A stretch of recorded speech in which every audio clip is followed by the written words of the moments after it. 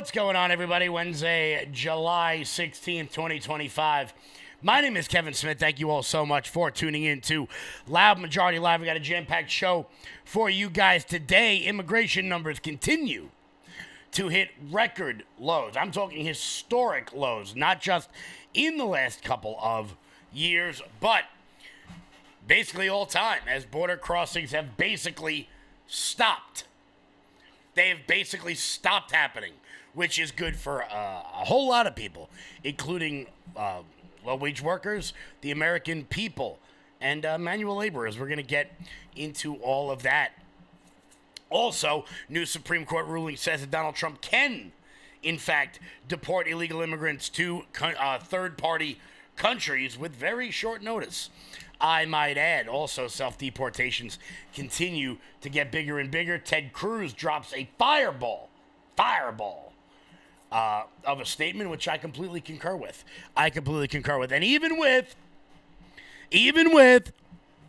all of the drama right now surrounding Jeffrey Epstein, which, I'll be honest,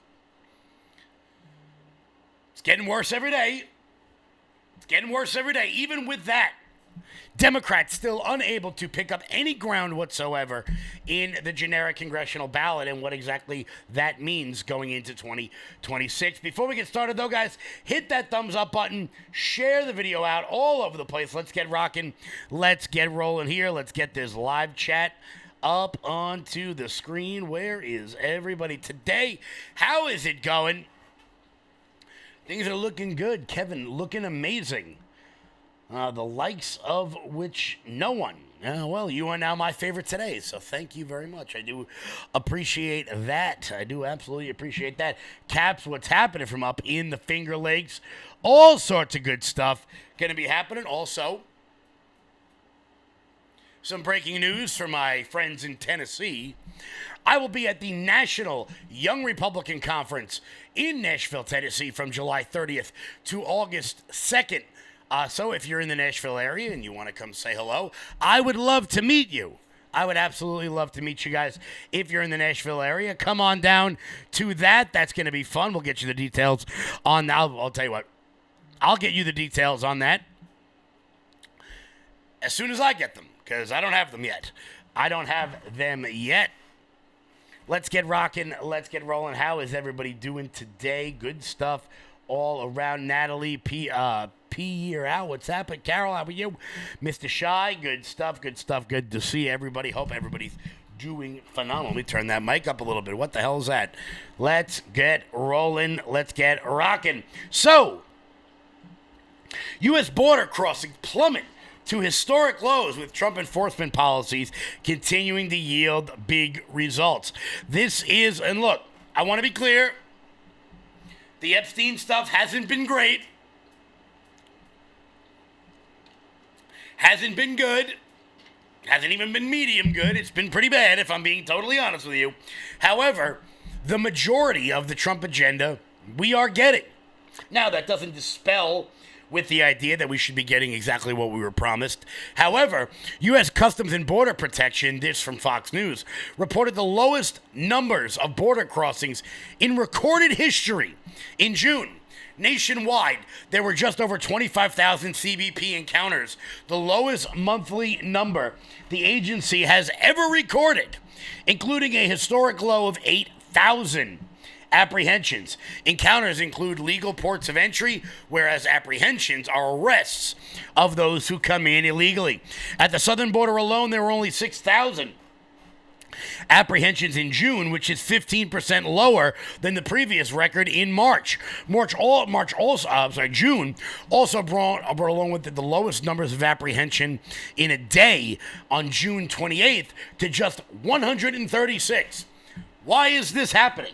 Well, it should be fairly obvious why this is happening. Finally enforcing the border has stopped people from coming in the first place. But moreover, more importantly than that, it is the idea that if you come and you come in illegally, you will be stopped. You see, once the flow was stopped, we were able to clean up the flood. What do I mean by that? Well, for the last 4 years in this country under the Biden administration, CBP and ICE agents basically became glorified secretaries with all the paperwork they had to do and all the nonsense desk work that had to be done for the people flooding in across the border. But because we've been able to stop that flood from happening, now this is going to be a crazy notion.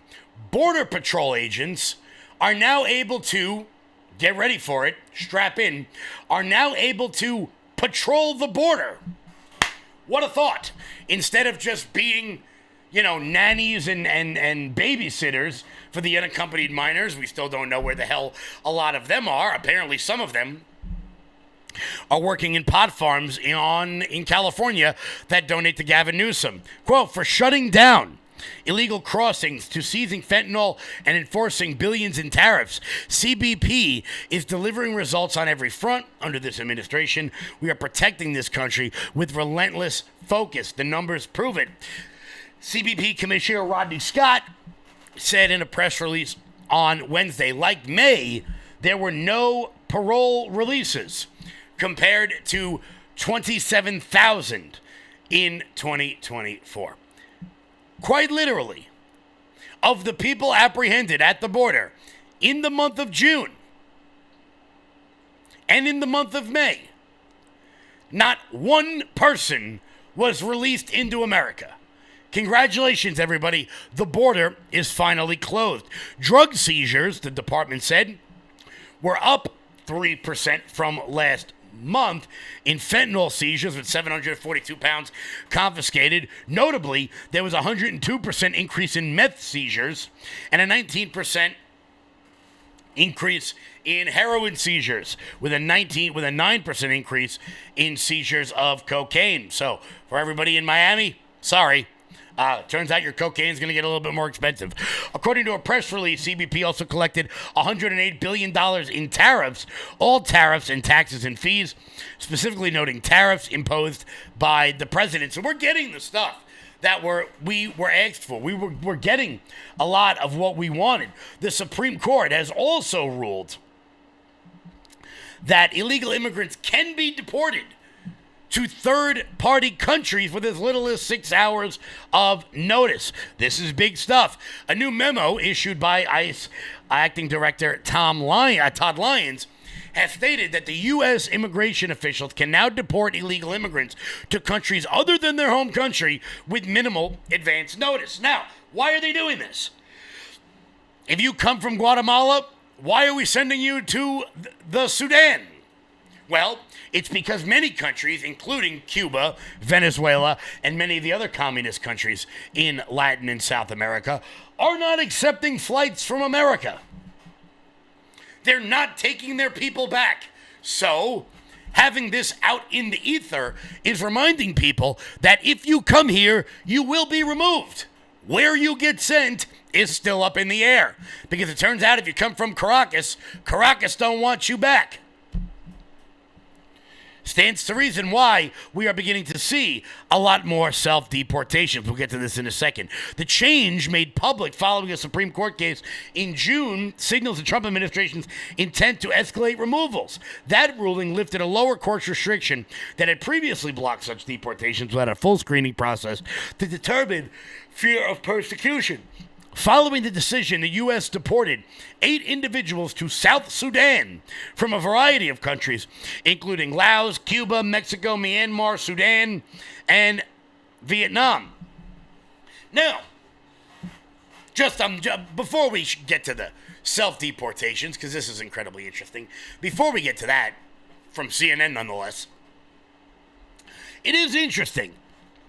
Did you guys know that there's a famine going on in Cuba right now? Yep, 90 miles off the coast of Key West, people are quite literally starving to death. They're starving to death because of 200% inflation and a poorly run communist government. Now, you're not getting any of that in the news. Why? Because Gaza. Why? Because of Ukraine. It turns out, when I put on MSNBC, the bastion for communism here in America, Nobody seems to want to talk about how all the communist countries that are still left in the world, people keep starving to death. North Korea, Cuba, Venezuela, where, over the course of the last decade, every zoo has closed. Kevin, what the hell does communism and zoos closing have to do with each other? Well, it turns out, in order to get something to eat in Venezuela, multiple reports have come out over the last several decades of people breaking into the zoo and eating the animals.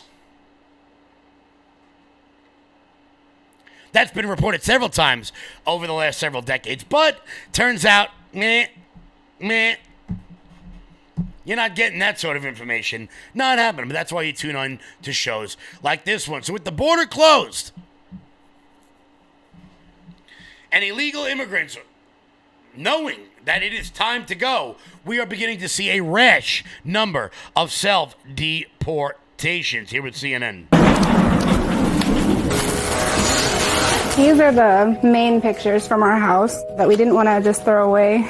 Sasha Mendoza has the impossible task of packing up her family's life in Pittsburgh into a handful of suitcases. It's really hard to tell a 4-year-old that they can't bring their toys or their stuffed animal. There's just not enough room. We can't put a stuffed animal and then have no pants. I've literally never felt anxiety the way that I have in the last few years here. So you are saying bye to the U.S. for good? For good, yeah. Yeah, for good. Fearful of President Donald Trump's immigration crackdown, Sasha, her husband Julio, and their 3 kids. First off, I want to thank CNN for the dramatic music behind this clip, but, we got to make sure. And look. Are leaving behind the life they built together. What are you the most excited for in Mexico? The pool. The pool? And the beach. The beach? Julio is an undocumented immigrant from Mexico. Sasha and their 3 children are all U.S. citizens. They decided to make the move together only moments after Trump took office. There was an executive order being signed, and that was her call first. Said, like, what do you think about moving to Mexico? And I said, honestly, at this point, yeah, let's do it. We're gonna move to Mexico. We're gonna move to Mexico, not today. And with that, now I want to be very clear as I show you that clip. No one is forcing that woman and her children, American citizens, to leave. As CNN rightly pointed out, they are leaving on their own. They are leaving on their own. So, I don't know what the hell you want anyone to do about that. Nobody told them they had to go. But you're separating families. Well, your husband's a criminal. I don't know what else to say in that regard. If he robbed a bank or killed somebody or got caught drunk driving or had repeated speeding tickets, he would go to jail and your family would be separated. I'm not sure what about this Democrats continue to not understand. So because of the rash of deportations that are going to be happening, they are choosing to leave America. And no one is stopping you. If you don't want to be here because someone in your life has committed a crime, I don't know.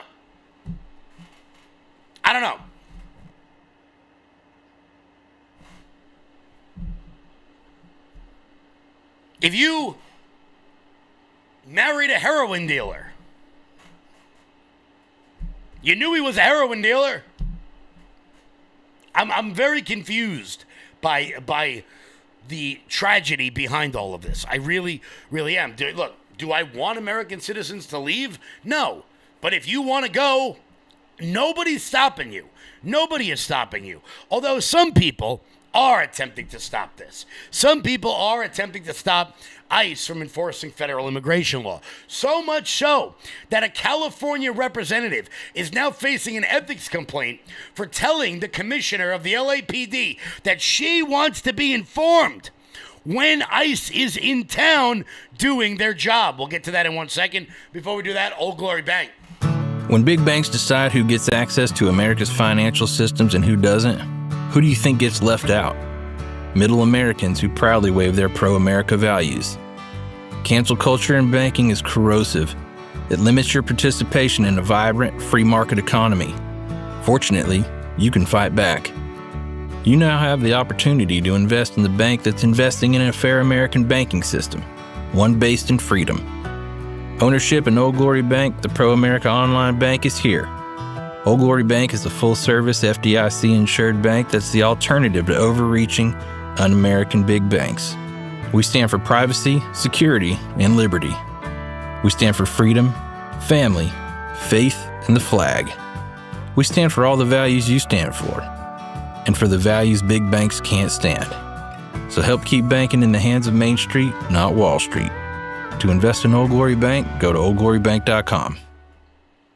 Guys, deporting illegal immigrants can be difficult, but you know it's not? Switching banks over to oldglorybank.com. Guys, go to oldglorybank.com and let them know the loud majority sent you. Lock in those interest rates before Jerome Powell gets fired and the next guy in line lowers them. Guys, go to oldglorybank.com. So, California being the bastion of all things stupid, and I mean that with love because my beloved New York is creeping right on up behind them. A California representative is now facing ethics complaints for wanting to be informed specifically when ICE is going to be in town. What could possibly go wrong? I'm asking a creativity question here. Also, I want to thank California for having this absurdly grainy video. You guys spend enough money on nonsense, you think maybe you might be able to get a 4K camera. I'm asking a creativity question here. What can your department do to do more to warn us, to warn the business community that outside of our LA borders, coming in from Inglewood, coming in from Antelope Valley, I don't know, you can warn us so that we can warn our folks in the spirit of your loyalty to the city of Los Angeles? So you're asking me to warn you about an enforcement action being taken by another agency before it happens? Yeah. Yeah, we can't do that. Why not? That would be obstruction of justice. You may want to talk to the city attorney about that. Where's the city attorney? Aren't they here? I see her officers. Where's she? We'll hear from the city attorney after we hear from LAPD. We can revisit it then. Okay. Yeah, because I mean, they're en route. We know they're coming. We know they're coming to bring disruption. There's no way that we can know. No, I don't know how to even respond to that. Wasn't she just here? Who took her? Where did she go? We'll come back. She had to attend to some other business, but we can come back. We'll give you the opportunity to ask her that question. I need to know. Yeah, we don't do that. We're not gonna broadcast for, like, the FBI is looking for a terrorist suspect, say, right? Are we gonna tell, hey, the FBI is coming looking for you? Yeah, but see, there's a difference between someone's coming because they're gonna, go get. I'm using that as an example, but no, we're not allowed to do that. That would be completely inappropriate and illegal.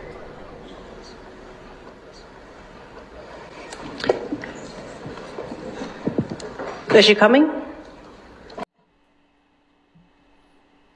Gotta make sure you do the pissed off Latina face. Which, if you ever dated a Spanish girl, you know exactly the face I'm talking about. It's usually the face that gets made right after you have not done something wrong, but they think you did. So, not only do we have arrogant Latina councilwoman, we also have dumbass who on the record decided that they're going to exit the commissioner of police in LA County to commit obstruction of justice on a federal level in an open committee hearing and thought he was going to say, yeah, sure. Why not? By the way, angry Latina woman who apparently gets mad at men for not doing anything wrong, which, fellas, let's be honest here. We've all been in that situation.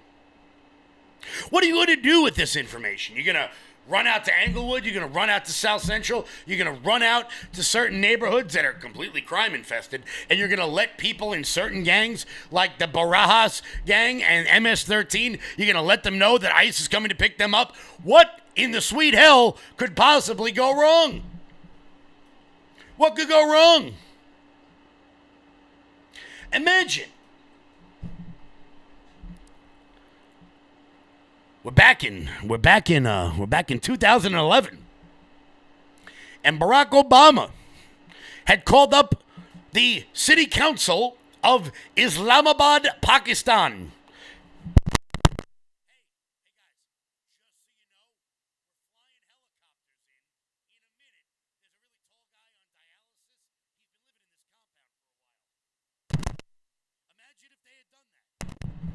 Something wrong with my mic?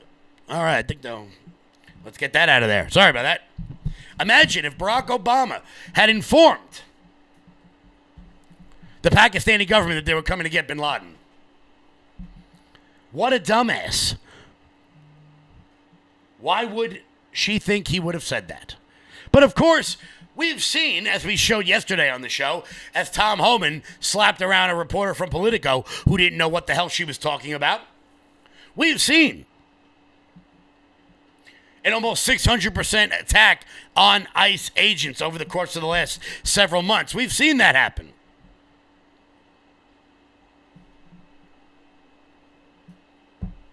So why would you think that someone was going to inform you of that? Of course, naturally, when that happened, Stephen Miller had some things to say. Across America. Well, they're championing sex slavery. They're championing child slavery. They're championing labor trafficking. They're championing foreign terrorist organizations. But also they're championing the theft of American dollars, the theft of American lives, and the theft of American dreams. Nobody has the right to invade our country, fill up our emergency rooms, take our health care, take our jobs, take our tax dollars, live an entire life on free welfare. You know, every illegal alien family that Joe Biden and his party imported into this country that has 5 kids, 6 kids, 7 kids, who do you think is paying for their health care? Who do you think is paying for their education? Who do you think is paying for their food, their shelter, their housing, all of it? The working and middle class of this country. We have communities all across this nation that 20 years ago, before the era of open borders, were completely peaceful, completely stable, thriving middle classes. Look at a place like Minneapolis. Post-mass migration, they are unsafe. They are violent. You cannot use the public parks. The education systems don't function. How often have we heard about how the education system in this country is collapsing? Maybe what brought it to the brink of collapse was importing millions upon millions of people from the developing world who are not even literate or fluent in their home languages, who can't even read or write in their home languages, brought here. So you have the violence, you have the social decay, you have the enormous cost. Has ever so great an abuse been heaped upon innocent people as what was done to Americans through a forced policy of mass migration? ICE officers are restoring democracy by effectuating the laws of this country and the mandate delivered when President Trump won his landslide to get the illegal aliens out of this country. And that includes, of course, the criminal aliens. Do you know, since the beginning of this administration, ICE has arrested over 100,000 illegal aliens with criminal records from our communities? How many rapes did they prevent? How many murders did they prevent? How many kidnappings did they prevent? How many beatings, thefts, home invasions did they prevent with those 100,000 arrests? And here's the thing, because sanctuary cities like Los Angeles and sanctuary states like California set those criminals free, they had to scour these communities to find them, go door to door, house to house, to be able to find these aliens that were set free. The amount of work that was done to get those 100,000, it is truly one of the most remarkable events that has occurred in recent history. We should be celebrating ICE for what they have done to make America safer. What a message. Stephen Miller, thanks so much for being with us here today. Nothing quite like a good Stephen Miller rant to get the day going. But he's right. Yet you have California Democrats out there attempting to not only endanger the lives of ICE, but to stop them from doing their intended job. Historic levels of immigration control. Now, with that being said, look, I understand. People are pissed about Epstein. And that was an ancillary guarantee. Not ancillary, that was an accessory guarantee. And it's bad. No doubt. Okay, so let's everybody chill in the comments like I'm making excuses or whatever. But the two big things that this election came down to was immigration and the economy. And we are getting economic numbers over the course of the last several weeks that are out of control. Out of control good for this administration. What am I talking about? Well, the U.S. government had a $27 billion surplus for the month of June from the tariff bump and spending decreases. This is something that is out of control, that is not getting enough attention. Not getting enough attention right now. I'll read you the article in a second, but these are just certain digits here. In June, spending, we had a $27 billion surplus. That means that we brought in $27 billion more than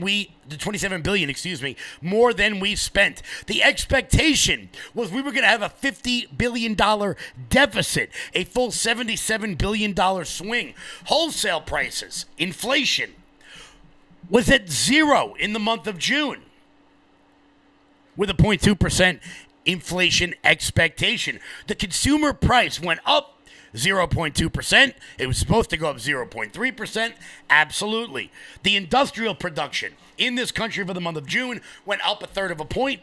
It was expected to go up only 1/10 of a point. Trump's economy continues to set barriers all over the place. All over the place. And people are starting to notice it. People are starting to notice that it turns out when you implement a tariff policy, it is not going to happen in a matter of days. It is not going to happen. The effects of it are not going to happen over the course of a news cycle. Here was Ken Langone, the CEO of Home Depot, saying that, you know what, in his world, when you're wrong, you admit you're wrong. Look, let me tell you right now, I am sold on Trump. In fact, I'll say this. I think he's got a good shot at going down in history as one of our best presidents ever. That is a real turnaround because you didn't want to vote for him. I tell you the reason. I want to tell you, I'm a believer. What I'm seeing happening is absolutely nothing short of a great thing. And there's a beat. People are walking with more bounce in there. It's all around. I gave you quite a bit of grief. Huh? I gave you grief. You give me grief? I gave you grief when it was a binary choice. You're still complaining about Trump and it was a binary choice. It's like, are you kidding me? Knowledge implies one thing. When you made a mistake, admit it. Okay. I think this guy is turning out to be a president. Right. One of the pilots on that miraculous trip to Iran that we wiped out, whatever the hell we wiped out. Right. He said, you're the only guy that in the presidency that would have done what you did. One of the pilots said that. Yeah. And you know what? He's probably right.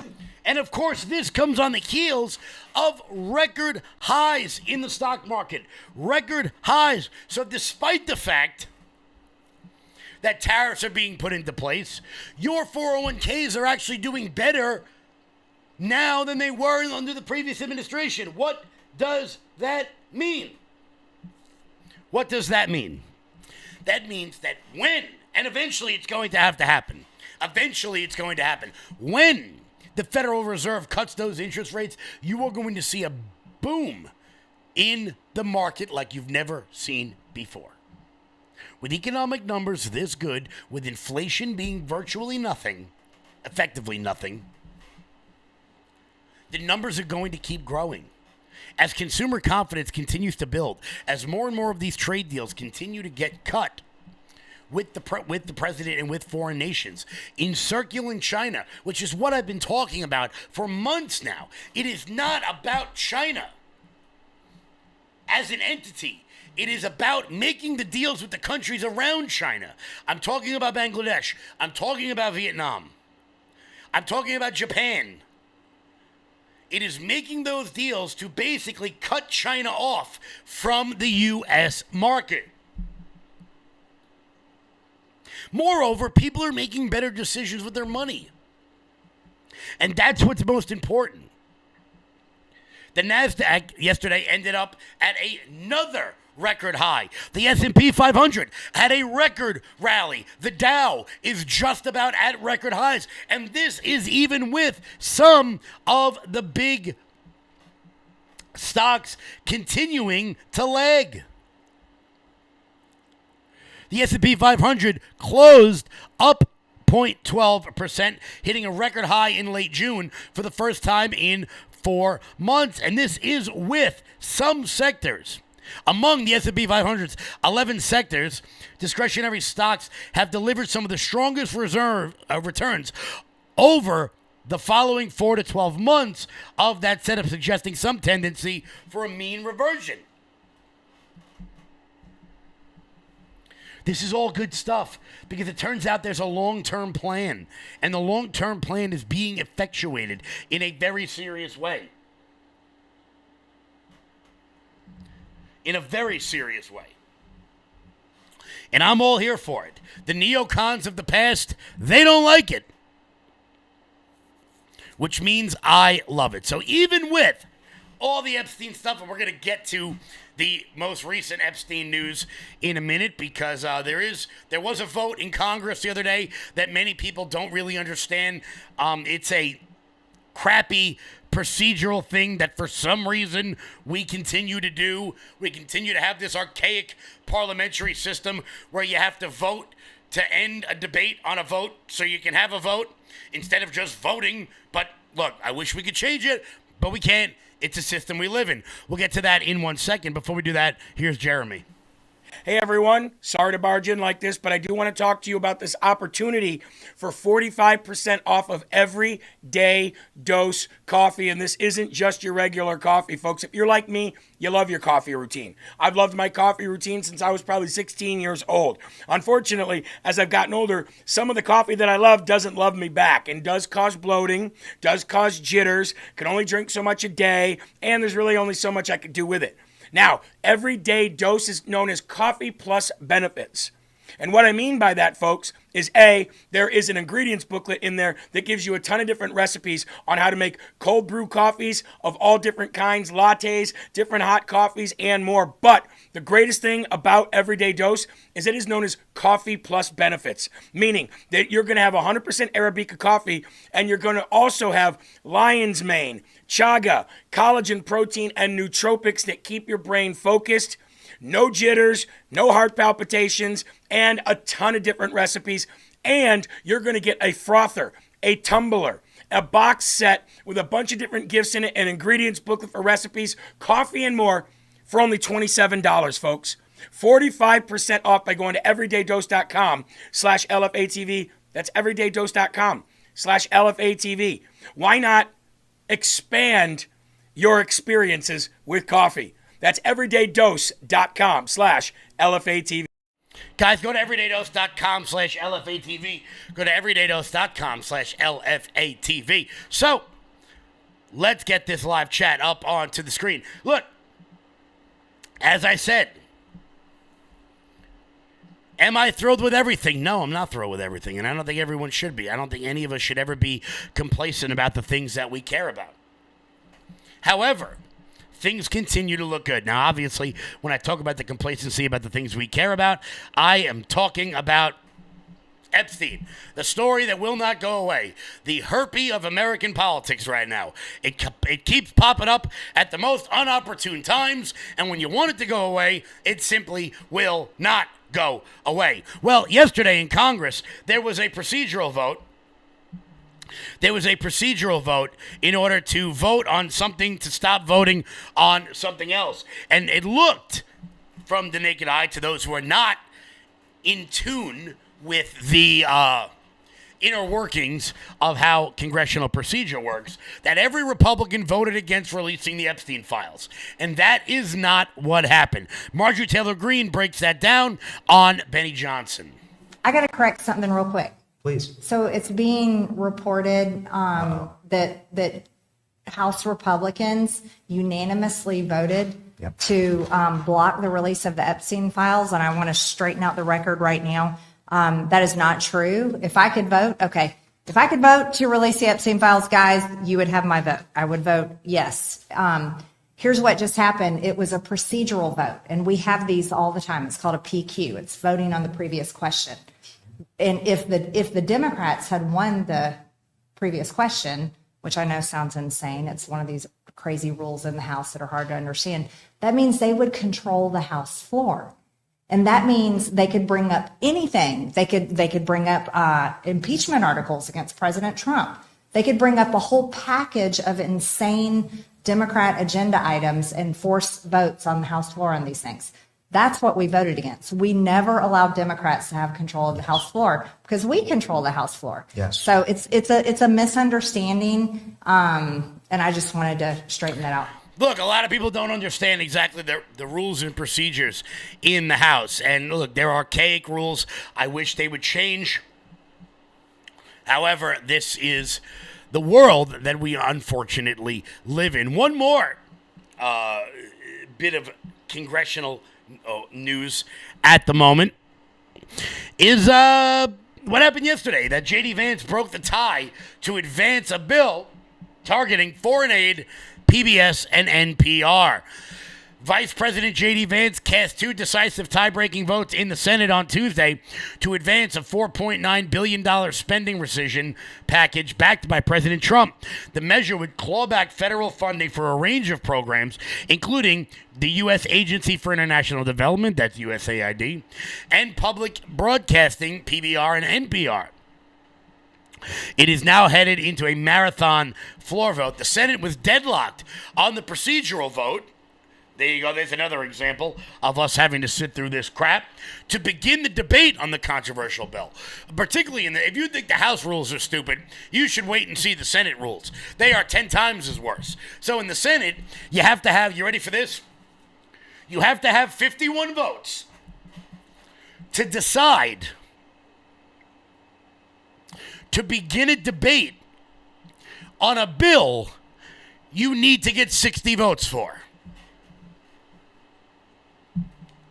I mean, some might say ass backwards. Some would be correct. The Senate twice deadlocked at 50-50 on the procedural vote to begin debate on the controversial bill.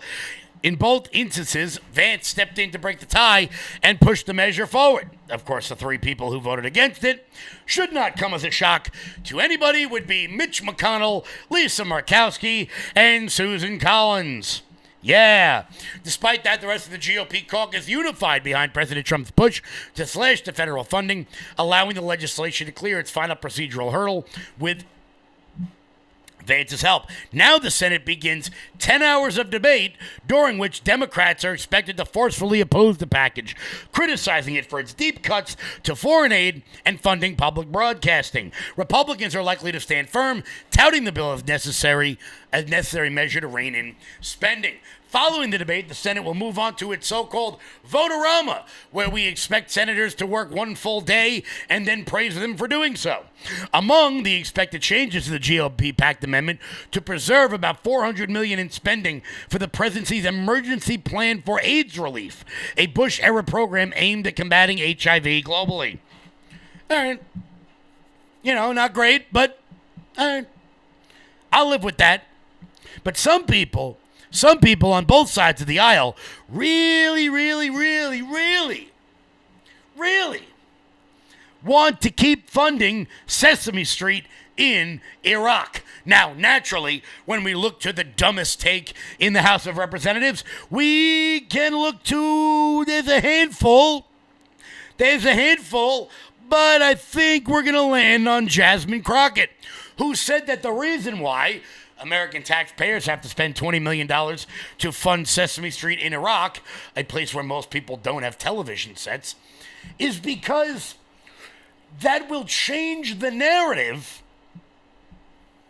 on how people view America around the world. When you start to talk about whether or not Sesame Street or anything else that's on NPR or PBS ends up in other places, this is so that there is not this warped thought process about the Western world or about the United States. We're talking about making sure that we don't end up allowing people to be radicalized against us because they have a terrible vision of us, because they may be in a government that actually puts out bad, terrible propaganda about us.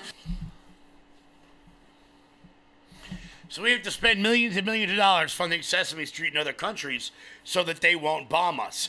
Naturally, Byron Donalds, following this ridiculous, preposterous statement, let out a little nugget about old Jasmine Crockett from Houston. Is she from Houston or Dallas?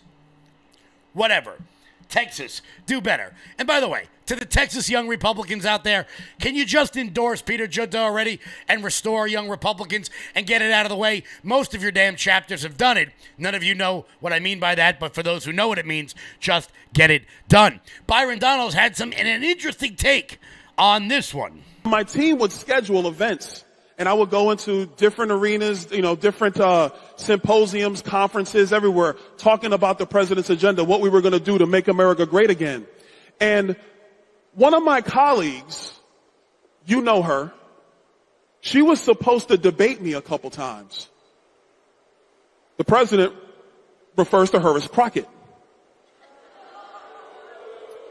And so Crockett was supposed to debate me.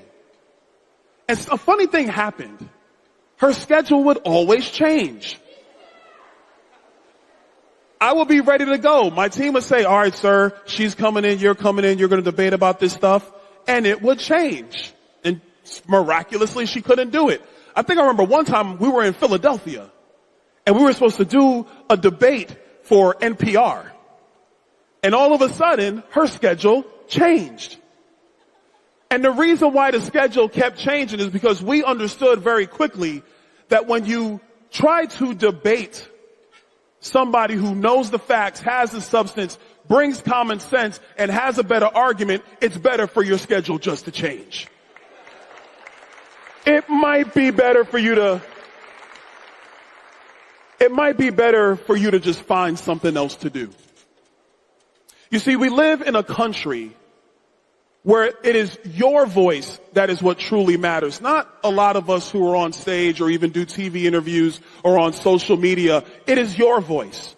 And the way we expand that voice is that we need hardworking people from all walks of life who decide that they're going to give a little bit of time to this experiment called America. Just a little bit of time. It's almost hard to believe that Byron Donalds is running away with the Florida governor primary. Guys, we're going to be back in 1 second because we've got some more news on the education front that I think is incredibly important, securing a Republican win that they've been trying for almost ever. Before we get to that, guys, head on over to loudmajorityusa.com. That's loudmajorityusa.com. Sign up for the newsletter. Check out our shop. That is the best way to support this program and everything we've got going on over here. You guys can use promo code RUMBLE to get 20% off everything on the website. That's the best way to support this channel and all the hard work we've got going on over the next couple of days, weeks, and months as we've got local elections rocking here in America.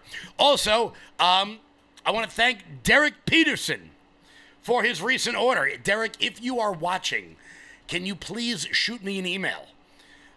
We had a little bit of a problem with your order, and your email didn't work. So, Derek Peterson, if you're watching this, could you please email me? Thank you very much. Guys, loudmajorityusa.com and use promo code RUMBLE. So, the Supreme Court has ruled. This is a big one. The Supreme Court has now allowed the Trump administration to begin firing Department of Education workers. Now, do I want anybody to lose their job? No. Losing your job sucks. It does. However, just because there is a physical space for you to sit in a building in D.C. does not mean that is a job that is required. With that being said, the fact that the President of the United States had to go to the Supreme Court to ask this basic question: I'm allowed to hire people, but am I allowed to fire them? That's the basic question he had to ask. The Supreme Court granted a request for a stay on Monday, allowing the Trump administration to continue firing Department of Education workers and continue efforts to dismantle it. The stay was granted in a 6-3 decision. Brown, Jackson, Kagan, and Sotomayor dissenting. The 3 justices wrote, when the executive publicly announces his intention to break the law and then executes that promise, it is the judiciary's duty to check that lawlessness. Now, I do not understand what the hell that means. He's not breaking the law. If he's allowed to hire people, he's allowed to fire them. So what President Trump is going to do is, while he can't dismantle the Department of Education, he's just going to fire most of the people who work there, therefore making it completely innocuous. It's going to be an empty building. It's going to be an empty building. On the education front, we've also begun, this is big. This is big. And this is big for downstream reasons. The feds are really going to begin cutting back on the offering of student loans. Now, I have long said one of the biggest problems we have in America is federally backed student loans. Loans that are not able to get rid of. You're not able to get rid of them with bankruptcy. And you're able to get them for things that will not be able to repay them. I want to be clear.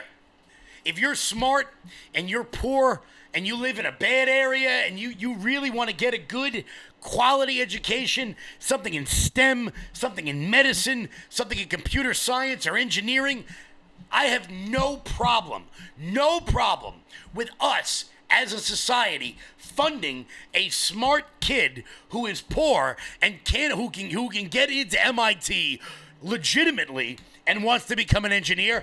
I don't think anybody has a problem with doing that. However, if you want to go to school for art history or political science or journalism, I have degrees in 2 out of the 3 of those. I don't think you need to know which one is the third.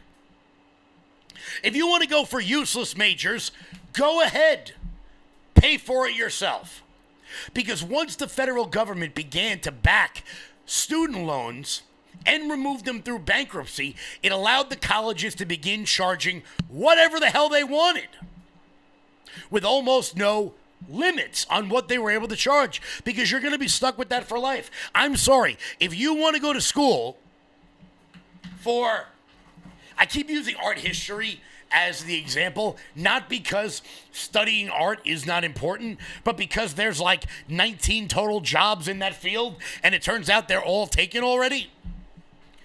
If you go to Harvard and study something nonsensical and take out loans for $100,000 a year in order to do that, it should not be the burden of the U.S. taxpayer to refund that loan. If you wanted to go to Cortland and get a 4-year degree in keg stands, like most of my friends, and I'm sure many of your children, that should be on you.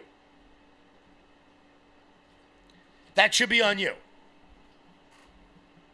This from the Post-Millennial. The federal government is backing away from its usual role in student loans and financing higher education.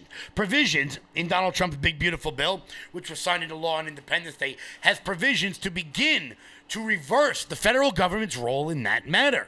Why is that important? Because if you went to an actual bank and took out a student loan, they're going to want to know your GPA. They're going to want to know your SAT. They're going to want to know your ACT. They're going to make decisions to see if that loan is beneficial for them to give out. They're going to ask questions on whether or not they're going to get their money back. GOP lawmakers have argued that the reforms will curb the amount of spending the federal government has in higher education, as well as force colleges and universities to begin cutting their price tags. Absolutely. At the same time, the Trump administration has started pushing borrowers late on their payments to resume paying their debts after the Biden administration paused the student loan program requirements during the COVID-19 pandemic. Starting June 1 of 26, a $100,000 cap on borrowing for master's degrees, as well as a $200,000 cap for professional degrees in such fields as law, medical, dentistry will be implemented, as well as a cap of $20,000 annually and $65,000 per child for Parent Plus loans. The Graduate Plus program, which usually allows graduate students to borrow up to the full cost of their attendance, will be axed from the available programs. You want to go to grad school? That's great. Go to grad school. You pay for it. You pay for it. Private lenders have mostly stayed out of the graduate lending after the government started offering to pay the complete cost of education, seeing an opportunity to fill the gap. Yes, it turns out private lenders, such as regular banks, have stopped lending to graduate students because the return on the investment is not worth it. It just isn't worth it. The bill also gets rid of most of the current student loan repayment options. The student borrowers will have two choices to pay back their loans: a fixed payment plan or the repayment assistance plan, which is based on discretionary income with minimal monthly payments. It is not a lot to ask people to repay the loans for which they took out. We're not really asking a lot here. What does all this culminate to? What does all this culminate to? Well,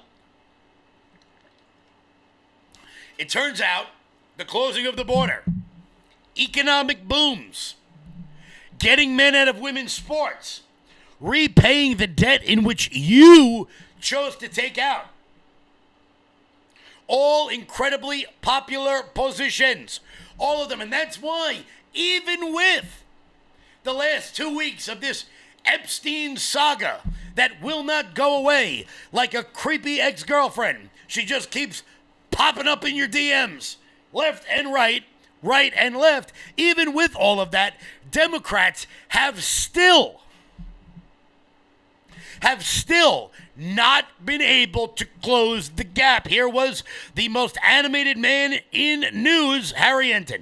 The bottom line is this: Democrats are behind their 2006 and 2018 paces when it comes to the generic congressional ballot. What are we talking about here? All right, the Democrats versus the Republicans on the generic congressional ballot, the margins.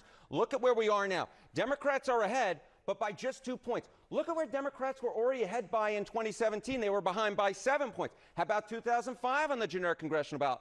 Ahead by 7 points, and now they're only ahead by 2 points. Their lead is less than half of where it was in either 2017 or 2005 in July of those years, the year before the midterm election. Yes, Donald Trump may be unpopular, but Democrats have not come anywhere close to sealing the deal at this particular point. Yeah, wave looks very different. Yes. All right, this is the generic ballot test. This is when you test people in a generic question. Of course, the House races aren't generic. There are 435 of them.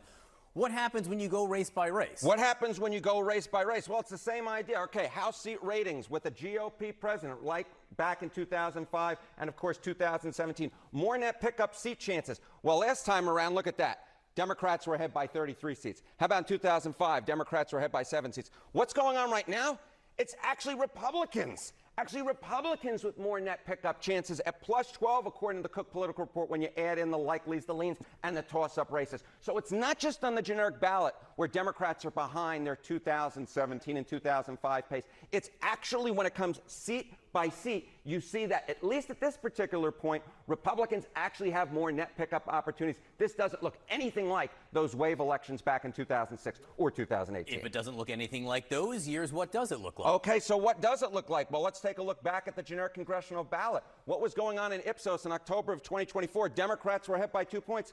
Look at where we are now. Democrats ahead by 2 points among registered voters. At this particular point, this election cycle looks a lot more like 2024 than it does than either 2018 or 2006. And so, of course, Republicans actually held onto the House back in 2024. Will it happen this time around? We'll just have to wait and see. But for anyone who's writing the Republican House's political obituaries, hold the phone. This is a reality check. Republicans are still very much in the game. Harriet, and that'll be quite a reality check, I think, for a lot of Democratic voters. Yeah. The most animated man in television, Harry Enton, is trying to let Democrats know that even though one of the biggest stories and one of the biggest fumbles of this administration, of this presidency in its totality, just happened, Democrats still suck. Now, with that being said, I'm going to spend the last 2 minutes talking about Epstein because it won't go away. It won't go away. Before we get to that, guys, head on over to lfatv.us. That's lfatv.us. That's your home base, your mothership, your landing pad for all things LFA TV related.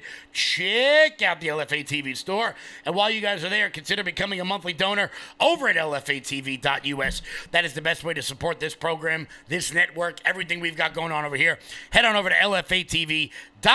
That's lfatv.us. So, look, Democrats have pounced. Democrats have pounced on the fumble by the Trump administration. They just have. They just have. And most of politics, I hate to break this to everybody, is not about morals and it's not about morality. It's about opportunism. And Democrats right now see an opportunity to go after the president with many of his most ardent supporters being very, very, very upset about this Epstein thing. And I am. And I still support the president. I want to be clear. But they need a better answer to this. Or they need somebody's head on a pike. Or they need a special prosecutor. Or they need any number of other things. Other than going out and say, don't look at this. Because there are a lot of people out there. A lot of people out there who this is their top issue. And that congressional ballot looks very, very different if Republicans go into 2026 pissed off about Jeffrey Epstein in any sort of context. We're beginning to see a market of Trump voters who are not liking this. Now, what is that market? That market is the podcast bros, the people who do not care about politics, but got involved this time. Who am I talking about? I'm talking about Rogan. I'm talking about Theo Vaughn. I'm talking about Shane Gillis and Andrew Schultz. The people going out there, what the hell are you talking about? You're not going to release this. Guess what? Not so much Rogan, but the other ones, their viewers do not vote. But they voted in 2024. And if that audience stays home in 2026, Republicans are in for a world of hurt. Remember, elections are not about morals. They're not about policies. They're about numbers. Addition, subtraction. That's it. And if we subtract more voters than we add, we are going to be in for a world of hurt in the midterms. Guys, it's 2 o'clock. I want to thank everybody so much for tuning in. Will Johnson is coming up next, right here on LFA TV. Make sure you guys keep it locked in here all day. Sorry about that audio problem. I don't know what the hell that was all about. Guys, I'll catch you guys back live tomorrow. Until then, everybody, stay loud.